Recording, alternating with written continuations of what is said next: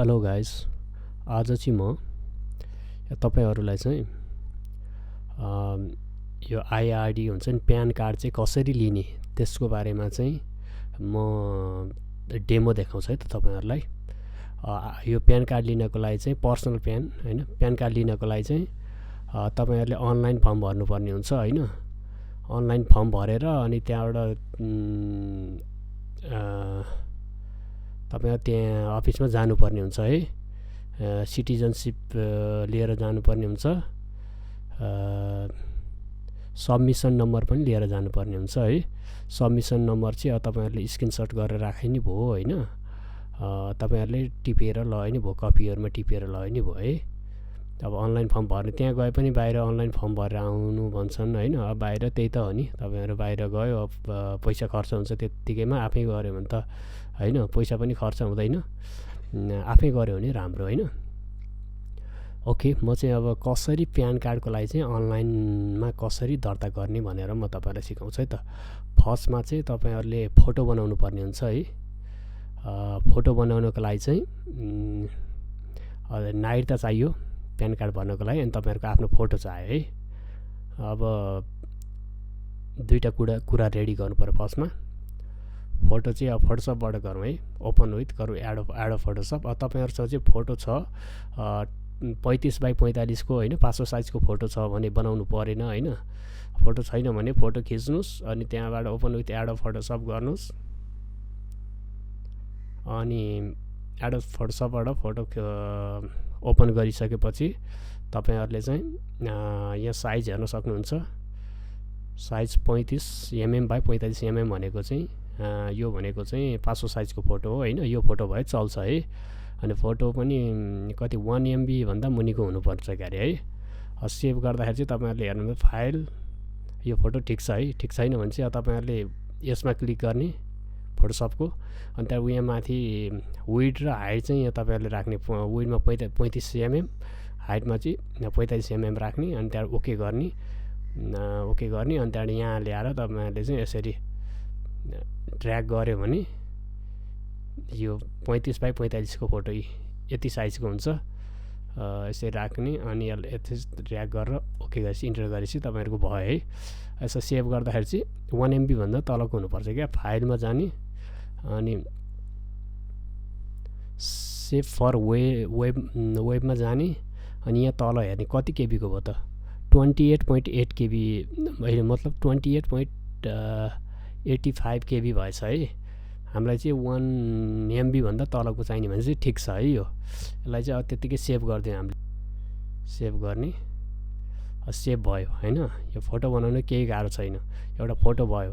अब तपाईहरुले चाहिँ नागरिकता चाहियो हैन। नागरिकता पनि दुईटा यसरी जोडेर बनाउनु पर्ने हुन्छ तपाईहरुले चाहिँ है। दुईटा जोडेर यसरी जोडेर एकै ठाउँमा राख्नुपर्ने हुन्छ के, अगाडि र पछाडिको। त्यो पनि कसरी गर्ने म तपाईहरुलाई सिकाइहाल्छु। जस्तै यो सिटिजनशिप हो हैन, यो अगाडिको पेज भयो। ओपन विथ फोटोसप गर्ने हैन। अनि ल्यापटपमा फोटोसप इन्स्टल भएको त हुनु पर्यो हैन। अनि त्यसपछि यसलाई चाहिँ कन्ट्रोल अल कपी गर्ने, सिटिआर न्यू गर्ने, अनि त्यहाँबाट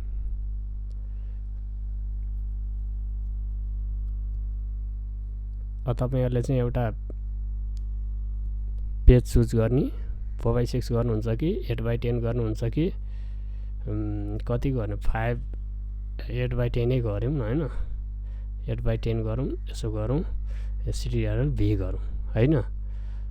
त्यहाँबाट यसलाई यहाँ अलि माथि ल राखौँ। अनि त्यहाँ अर्को पनि ओपन गरौँ, पछाडिको हैन, तपाईहरुले खिचेको पछाडिको ओपन विथ गरौँ, फोटोसपमा ओपन गरौँ। अनि यसलाई कन्ट्रोल अल कपी गरौँ। अनि त्यहाँबाट यसलाई यहाँ मिनिमाइज गरिदिउँ। अनि यो ऐनाको आउँछ, अनि त्यसमा लगेर सिटिआर भी कन्ट्रोल प्रेस गरिदिउँ है। यहाँ गएर बस्छ। तपाईहरु चाहिँ यो फोटो भयो, एकै ठाउँ भयो नि त हैन। हामीलाई यो पनि भयो। अब यसलाई सेभ गरौँ गएर है। File save as.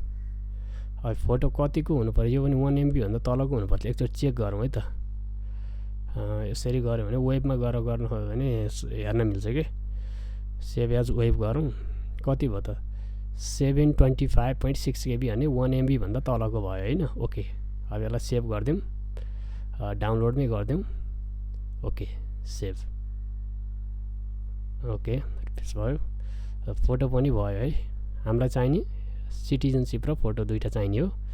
अब सिटिजनसिप भइहाल्यो, फोटो भइहाल्यो है।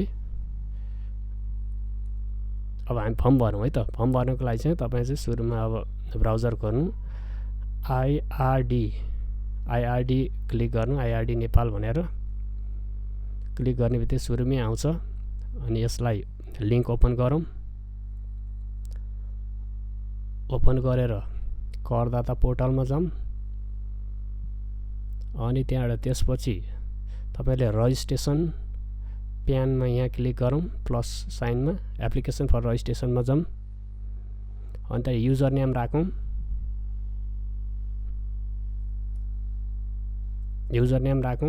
अनि पासवर्ड राखौँ। पासवर्ड के राख्नुहुन्छ? पासवर्ड चाहिँ अब यहाँ भने हुन्छ पासवर्ड चाहिँ अलिक स्ट्रङ राख्नुपर्छ भने हुन्छ है।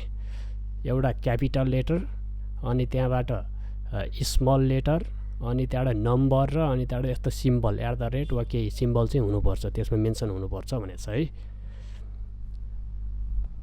त्यसको लागि चाहिँ पासवर्ड राखौँ है त।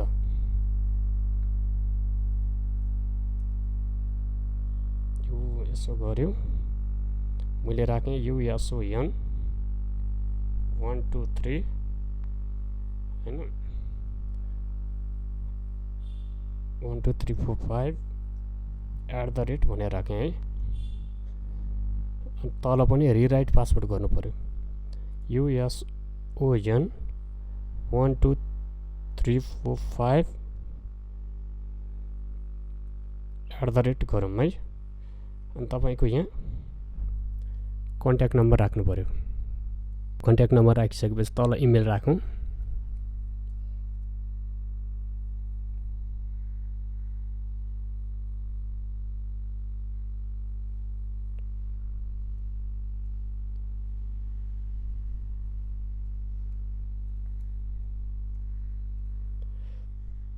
यसरी इमेल र नम्बर राखिसकेपछि यहाँ तल रजिस्ट्रेसन फर्ममा केही नगरौँ। अनि त्यहाँबाट अरू केही गर्नु परेन। यहाँ हामीले चाहिँ आइआरडी नेम, तपाईँ चाहिँ नजिकै तपाईँको चाहिँ ट्याक्स अफिस चाहिँ कहाँ छ हैन, त्यसलाई चुज गरौँ। कहाँ छ तपाईँको? विराटनगरमा, धरान, जनकपुर हैन, कता हो हैन, चुज गरौँ। अनि त्यहाँबाट ओके गरौँ। यो दर्ता यसमा हुनेछ भने हैन। अनि तपाईँको चाहिँ सबमिसन नम्बर दिन्छ यसरी। अनि तपाईँहरूले चाहिँ सबमिसन नम्बर चाहिँ यो चाहिँ सेभ गरेर राख्नुपर्छ है। अहिले पछि सबमिसन नम्बर चाहिन्छ है तपाईँहरूलाई चाहिँ। उहाँ जस्तै कार्ड लिन जाने बेला तपाईँहरूले सबमिसन नम्बर भनेर कार्ड लिनुपर्ने हुन्छ है। सिटिजनसिप पनि बोकेर जानु होला। अनि कन्टिन्यू गर्ने। कन्टिन्यू गरिसकेपछि यहाँ चाहिँ अब नेम भर्ने नेपालीमा हैन, बिचको मिडल नेम, थर, अनि इङ्ग्लिसमा सबै भर्ने। अनि डेट अफ बर्थ यसरी नै भर्ने। अनि त्यहाँबाट यस्तै डट गरेर यसरी हैन, year dot month dot day यसरी राख्ने। अनि त्यहाँ बासिन्दाको प्रकार छान्ने, रेसिडेन्ट भनेर चुज गर्ने हैन। अनि त्यहाँबाट यहाँ फोटो चुज गर्ने, ब्राउज गर्ने। ब्राउज गरेपछि यो तपाईँले कहाँ सेभ गरेर राख्नुपर्छ फोटो देखिन्छ हैन। यसरी उ गरेर ओपन गरेर फोटो राख्ने। यसलाई यहाँ क्लिक गरेर ओपन गरेपछि फोटो बस्छ। अनि त्यहाँबाट तपाईँले डेट अफ बर्थ अरू भइहाल्यो, नाबालक हो होइन भइहाल्यो। अनि यहाँ चाहिँ तपाईँहरूले सिटिजनसिप कार्ड, सिटिजनसिप राख्ने होइन। हामीले मिलाएको थियौँ नि, एकै ठाउँमा राखेको थियौँ न, फ्रन्ट साइड र ब्याक साइड होइन। यहाँ क्लिक गर्ने। यहाँ क्लिक गरेपछि सिटिजनसिप नम्बर भनेर यहाँ तपाईँहरूले के सिटिजनसिप के राख्नु होला। जारी गरेको कार्यालय के हो त्यो राख्नु होला हैन, नेपालीमा लेख्नुपर्ने हुन्छ। अनि त्यहाँबाट कार्यालयको जारी गरेको कार्यालय भने चाहिँ जिल्ला प्रशासन कार्यालय भन्ने हुन्छ हैन।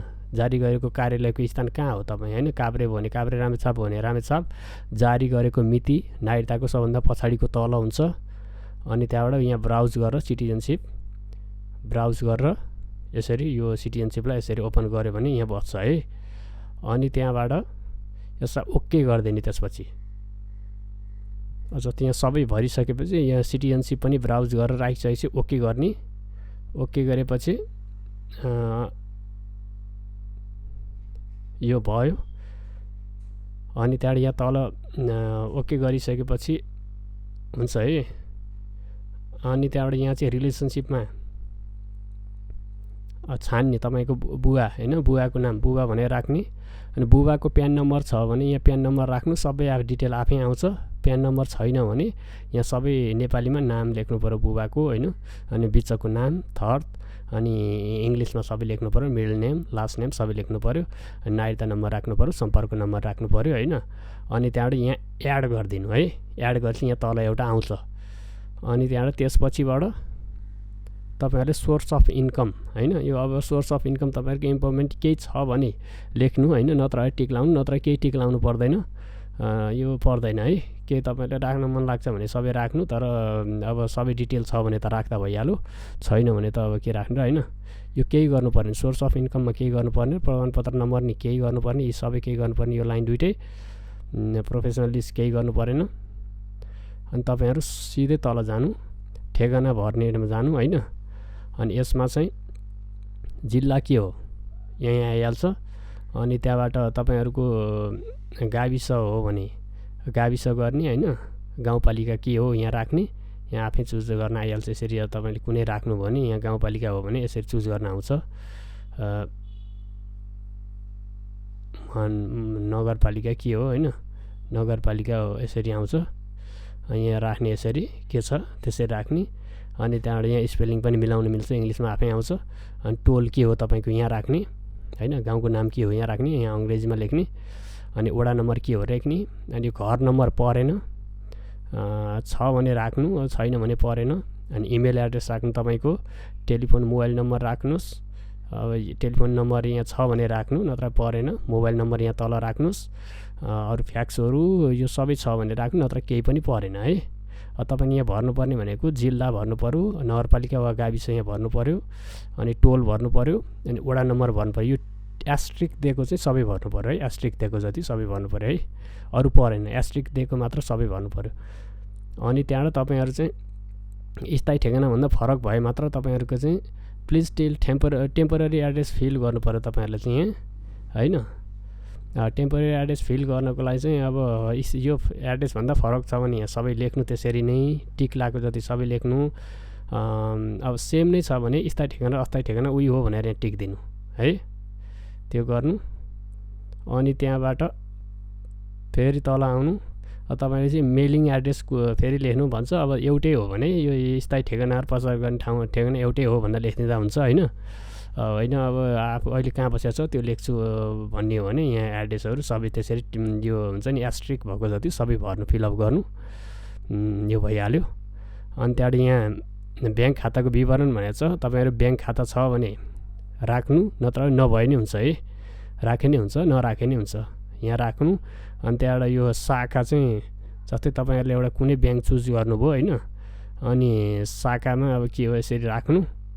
यो मिल्ने शाखा अब सबै हुँदैन क्या, मैले यहाँ चेक गरेको हो। शाखा चाहिँ सबै छैन, नहुँदाखेरि तपाईँहरूको चाहिँ यहाँ जे राखिदिँदा नि हुन्छ, मतलब हुँदैन है। ब्याङ्क चुज गरेर शाखा चाहिँ जे राखिदिँदा नि हुन्छ, त्यसमा मतलब भएन। अनि खाता नम्बर राख्नु यहाँ। तपाईँ यो कम्पलसरी होइन, नराखे नि हुन्छ है, ब्याङ्कको डिटेलहरू नराखे नि हुन्छ, राख्नु पर्दैन। अनि त्यहाँबाट तपाईँहरूलाई चाहिँ एड्रेस टाइप चाहिँ तपाईँहरू चाहिँ त्यो प्यान कार्डमा चाहिँ एड्रेस कुन स्थायी ठेगाना राख्ने कि अस्थायी ठेगाना राख्ने, 50 कुन ठेगाना राख्ने त्यही छ। स्थायी ठेगाना भने स्थायी भइहाल्यो, त्यही नै हुन्छ। अनि त्यहाँबाट अरू केही गर्नु परेन। यसरी सबमिट गरिसकेपछि तपाईँहरूलाई चाहिँ यसरी एकपटक सबमिट गरिसकेपछि अर्को पटक विवरण फेरि परिवर्तन गर्न पाइने छैन। के तपाईँ सबमिट गर्न चाहनुहुन्छ भनेर यसरी डायलग बक्स देखाउँछ। त्यसलाई हामीले चाहिँ यस गर्ने। अनि saving personal information please wait भन्छ। अनि स्ट्याटसमा चाहिँ पर्सनल इन्फर्मेसन सेभ सक्सेसफुल्ली भन्छ। यसलाई ओके गर्ने। अनि सेन्डिङ ओटिपी प्लिज वेट भन्छ है। मोबाइलमा चाहिँ ओटिपी कोड पठाउँछ।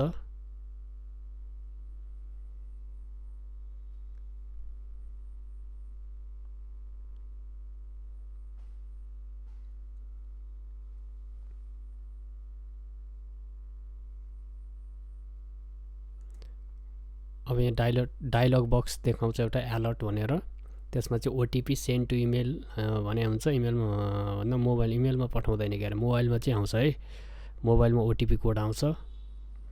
यो अलर्टको डायलग हुन्छ नि, dialog box OTP send to email भन्ने, त्यसलाई ओके गर्नु। ओके गरिसकेपछि त्यो ओटिपी कोड राख्ने ठाउँ आउँछ, त्यसमा त्यो ओटिपी कोड राख्नुहोस्।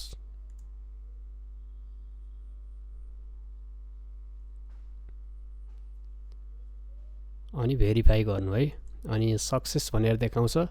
अनि तपाईँको विवरण सबमिट भयो भनेर डायलग बक्स देखाउँछ।